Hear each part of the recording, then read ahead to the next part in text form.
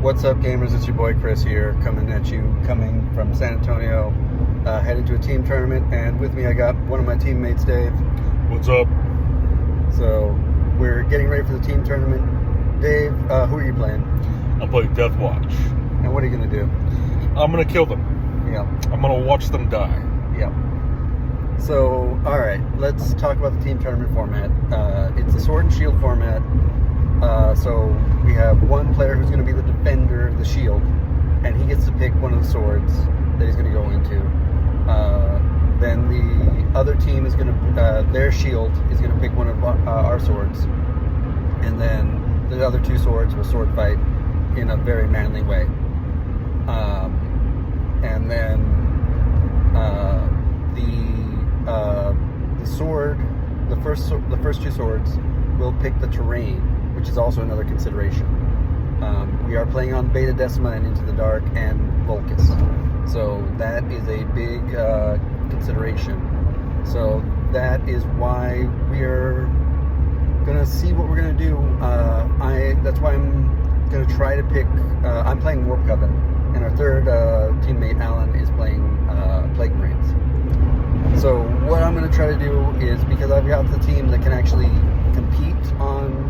That can, do shenanigans, movement shenanigans, can fly, can teleport. I'm probably going to be the one who's going to have to tank Beta Decima as much as I can. But that's,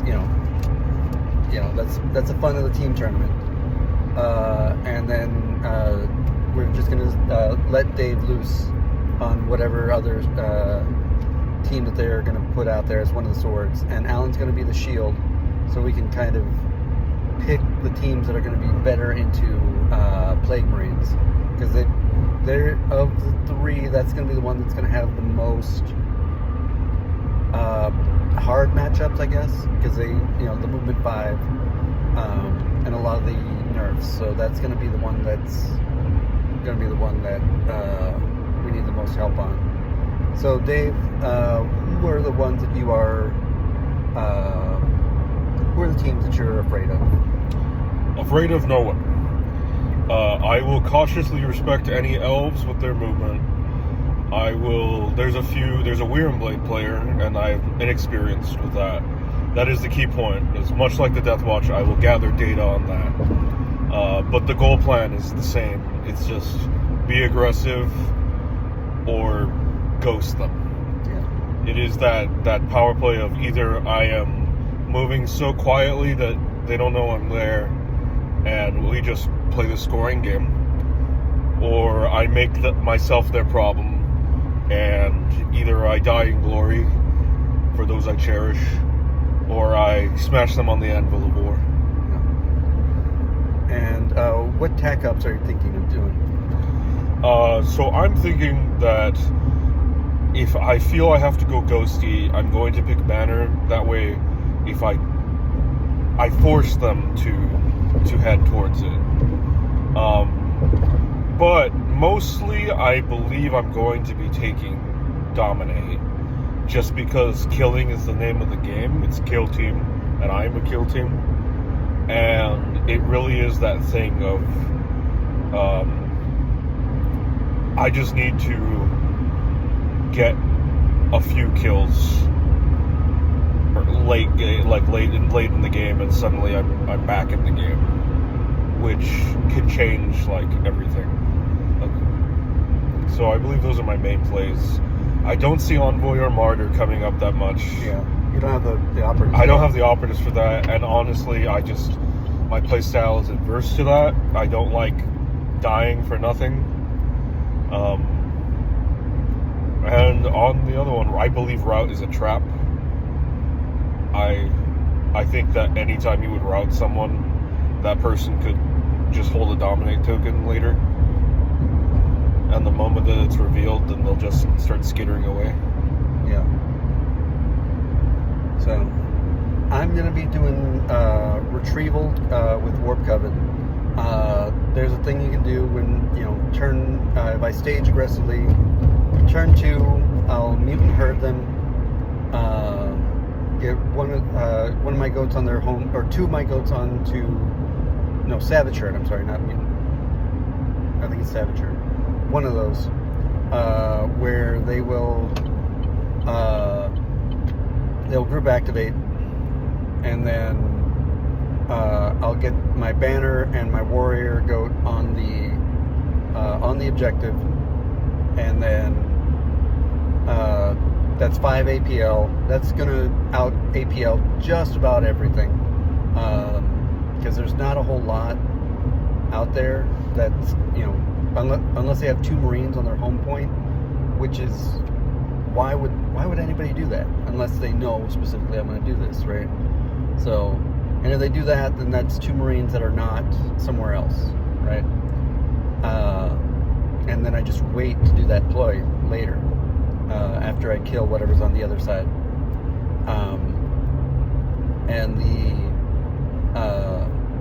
But yeah, I can stage them up, do a counteract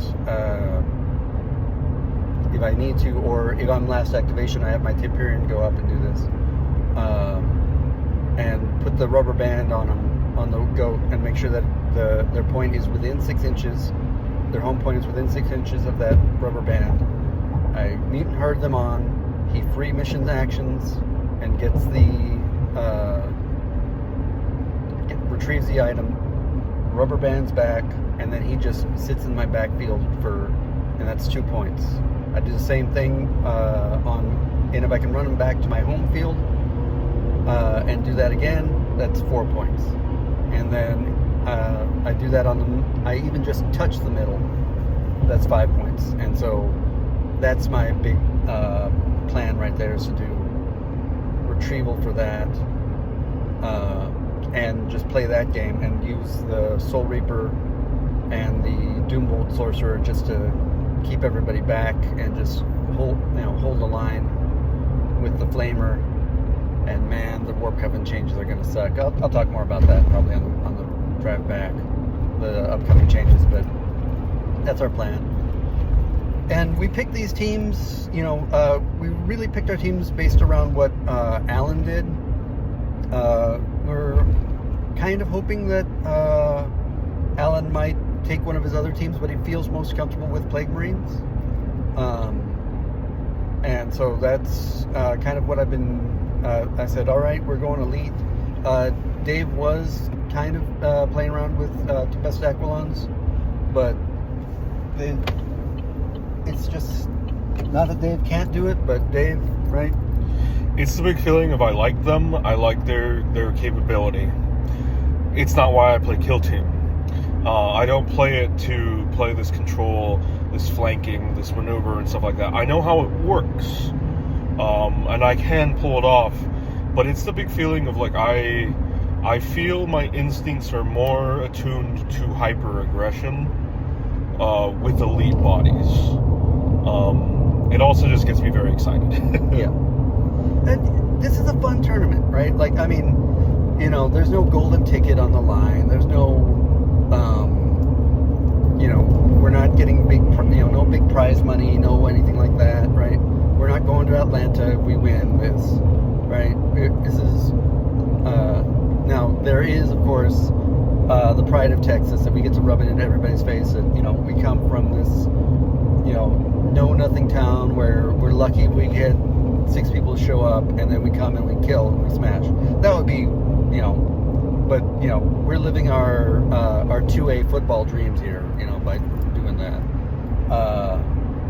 So that's not going to happen. This is not Friday Night Lights. Let's be real. We're probably, if we can go 3-1, or is it 4 rounds or 2 rounds? I think it's 4 rounds. Yeah. But what if we win more than we lose, we're going to be happy, right? That's just what it is. So when Alan went Plague Marines, I said, okay, we can do that. And then, so I was going to go Death Watch, and Dave was going to go Aquilons, but then he's like, yeah. We switched to, he then briefly switched with Nemclaw for a little bit as the counter meta pick into Death Watch. And then we were like, do you just want to play Death Watch? And because I've been playing Warp Coven for basically since the start of the edition, I do AOD a lot and I do Warp Coven. Like those have been my two teams since like Kill Team 2021. I was mostly doing AOD because Warp Coven were too strong for our locals, and like I wanted them to have a chance, and but yeah, if I was playing Warp Coven, especially at the beginning, I would have scared everybody off from playing Kill Team ever again with how strong they were. So that's why I went with AOD, which were still very strong, but less problematically so. And so yeah, that's where I was like, Dave, yeah, you can play Deathwatch if you want, and I've got Warp Coven ready to go. I've been playing them on the CPTS tournaments and things like that, so I've had a lot of practice with them, and that's how I know this rubber band strategy very well for the retrieval.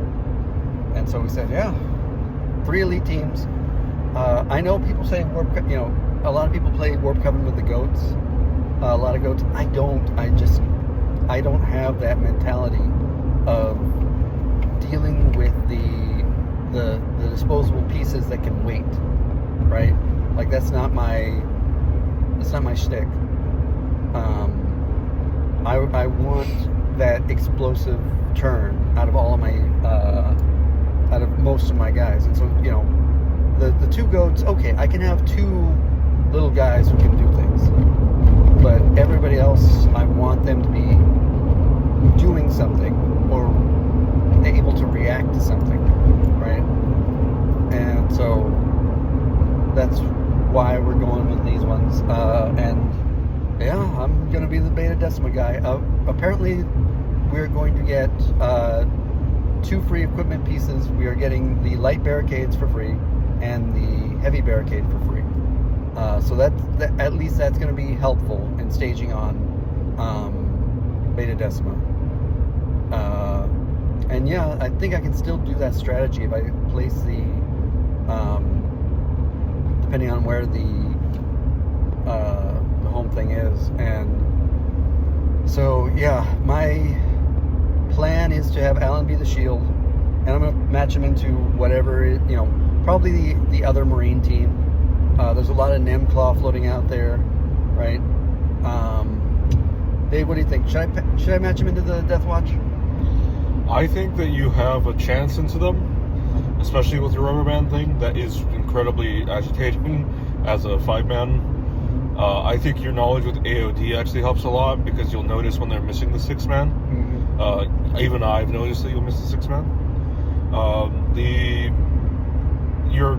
Flamer still hurts them, and the Soul Reaper makes them annoyed, and they're just like, with all of the Tzeentch trickery, as long as you're playing the Tzeentch trickery with the trickery, you have a good toolbox to make them very inconsistent, which Deathwatch can fall if they fumble too many times. And what do you think about throwing Alan into them? I think, unfortunately, and this is me being brutally honest, and if you watch this, Alan, I'm sorry. I think Alan isn't skilled enough. He's got a lot of experience. I don't think he's skilled enough to handle a one-to-one trading. I think it's a coin flip on the dice. Right. And unfortunately, that is the type of stuff that isn't what you want to do in Kill Team. It's too lethal for it. Yeah. All right. Well, we'll see what happens here in a little bit, guys. So keep watching.